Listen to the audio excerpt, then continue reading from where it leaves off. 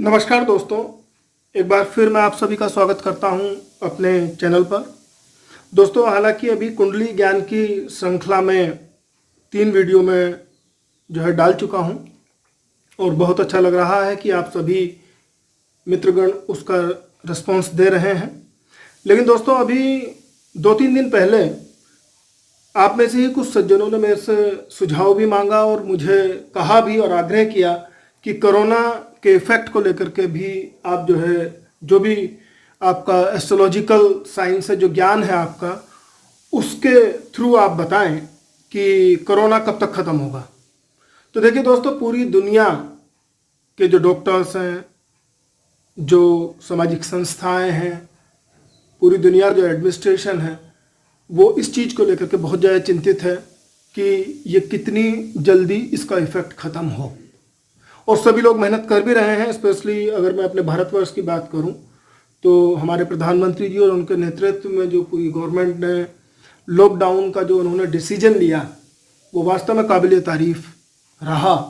क्योंकि दोस्तों, इसका रीज़न ये भी है, आज मैं जो आपसे डिस्कस करने वाला हूं वो मैं एस्ट्रोलॉजिकली तो बात करूंगा ही करूंगा, लेकिन उससे पहले मैं आपको ज़रा बता दूं कि हम जो है विकसित देश नहीं है, विकासशील देशों में से हैं।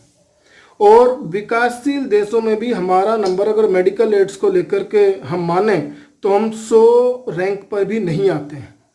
और विकसित देशों का अगर आप थोड़ा सा मैं जिक्र आपसे करूं, अभी आज जो तारीख है वो 30 अप्रैल है और 30 अप्रैल तक का अगर डेटा देखें तो पूरी दुनिया भर में करीब करीब 31 लाख के आसपास जो है कोरोना पीड़ित लोग हैं। और अगर हम बात करें डेथ की तो करीब करीब 2,20,000 जो है डेथ हो चुकी है। और ये प्रोसेस अभी चल भी रहा है, लेकिन इस पर कब तक ब्रेक लगेगा। तो अगर मैं भारतवर्ष में बात करूं तो हमारी जितनी भी पुलिस, सामाजिक संस्थाएं, हमारे डॉक्टर्स और जो अलग अलग राज्यों में काम करने वाली जो लोग हैं, जो संस्थाएं हैं, मैं उनको धन्यवाद देता हूं। और आप लोगों से आग्रह करता हूं कि जो प्रधानमंत्री जी ने आरोग्य सेतु ऐप जो दिया है, कृपया करके प्ले स्टोर पे जाएं और वहां से उस ऐप को आप डाउनलोड करें।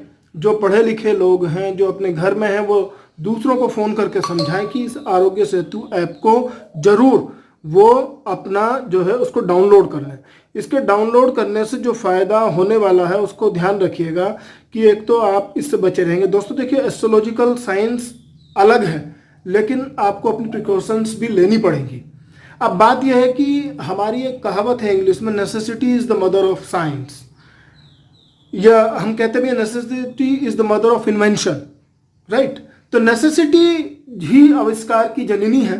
तो इसको मैं इस चीज़ से ही केवल समझा पाऊंगा कि आप जो है अपना ध्यान रखें, अपनी बॉडी की जो इम्यून सिस्टम है उसको थोड़ा सा स्ट्रॉन्ग बनाएं। और वैसे भी हमारे भारत देश के लोगों का इम्यून सिस्टम तो पहले से ही अच्छा है, स्ट्रॉन्ग है। अगर हम देखें विकसित देशों की तो वहाँ इम्यून सिस्टम थोड़ा सा कमज़ोर तो है।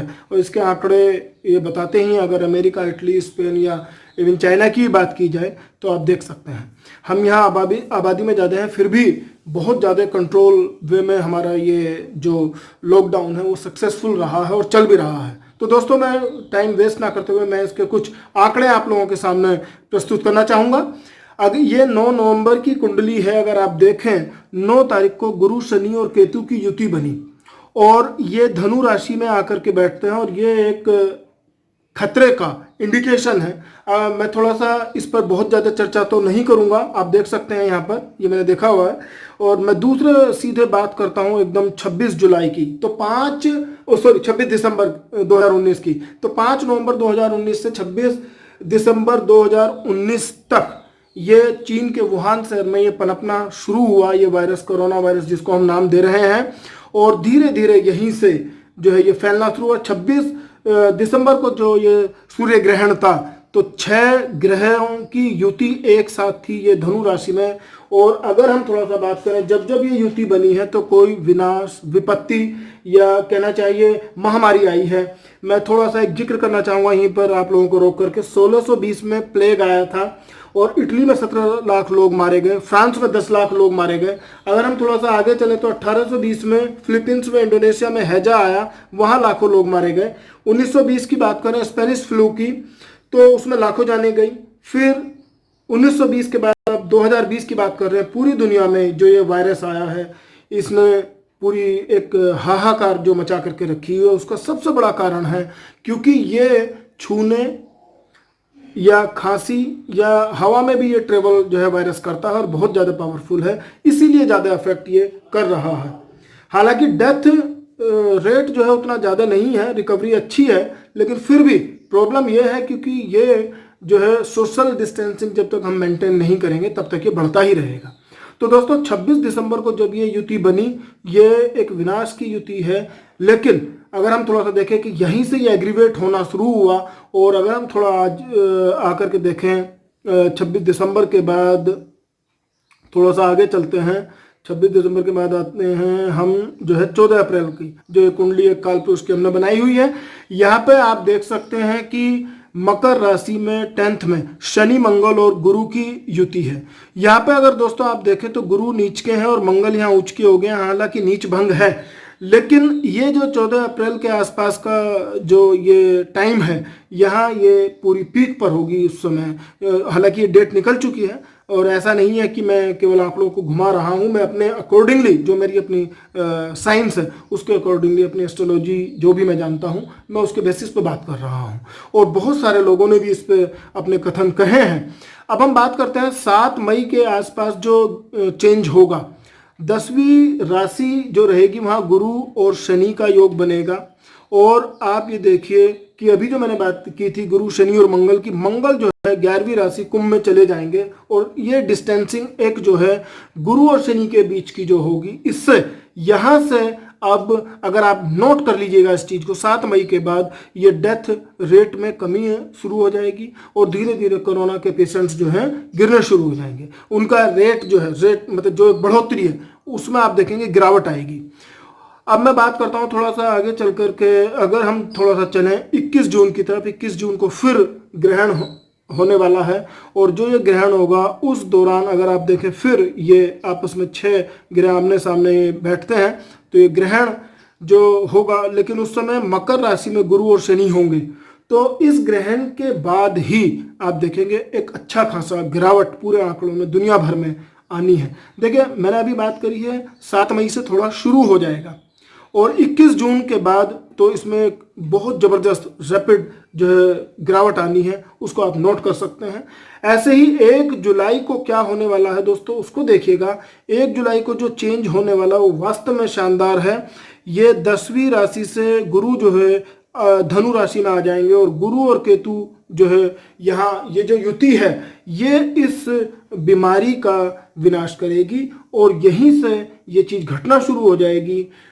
मैं आपको बता सकता हूं कि ऐसे ही थोड़ा सा अगर हम आगे बढ़ेंगे 25 सितंबर तक जाते जाते, जिस समय चंद्रमा और गुरु की युति फिर धनु राशि में होगी, ये कंप्लीटली इसको अपने, या तो उस समय तक आप मेरा ध्यान दीजिएगा, या तो कोई एंटीडोट आ ही जाएगा 25 सितंबर तक, अदरवाइज तो इतना गिरावट आ जाएगी कि हमारे ऑफिसेज, डेली रूटीन जो है, जो भी काम पे जाने वाले लोग हैं वो अपने काम पे अच्छे से जा सकते हैं।